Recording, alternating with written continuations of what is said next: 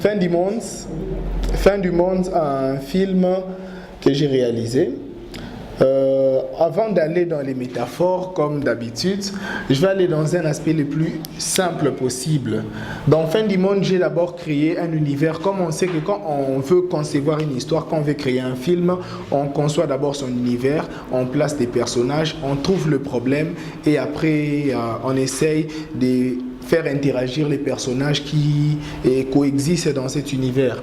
Alors dans mon film Fin du monde, dans mon univers, c'est la fin du monde. On voit un Christ qui arrive et puis qui annonce que tout celui qui dira le mot mourir meurt aussitôt. Et voilà, les gens sont en train de mourir.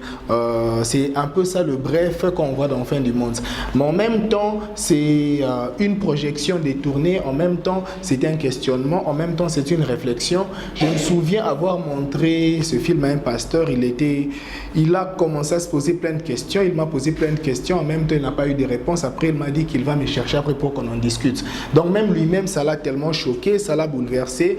Et il s'est mis directement à réfléchir. Ce n'est pas pour remettre la foi de quiconque en question, mais c'est juste une réflexion par rapport à la fin du monde. Et si ça s'est passé autrement?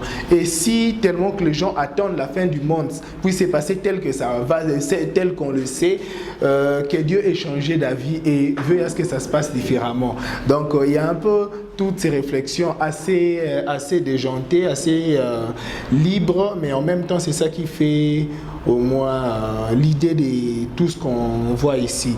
Et en même temps, on sait que pour ceux qui lisent la Bible, on dit toujours que la vie et la mort sont au bout de ta langue.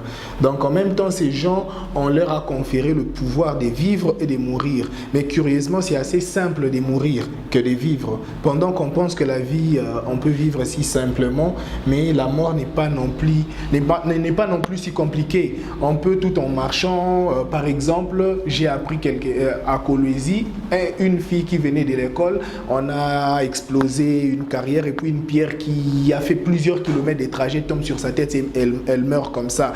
Donc par moments c'est si facile de mourir que de vivre. Donc c'est un peu ça qu'on voit ici. On peut te laisser facilement le choix comme on dit toujours qu'il y a devant toi le chemin de la vie, de la mort, tout ça, mais on sent que l'homme a facilement tendance à choisir le côté qui l'amène à la perte, qui l'amène aux difficultés, qui l'amène à la mort, que ces côtés-là qui pourraient l'amener à la facilité ou à la vie. Voilà, donc un peu bref, c'est ça, le résumé, la réflexion, la projection, en même temps le délire dans ce film Fin du monde.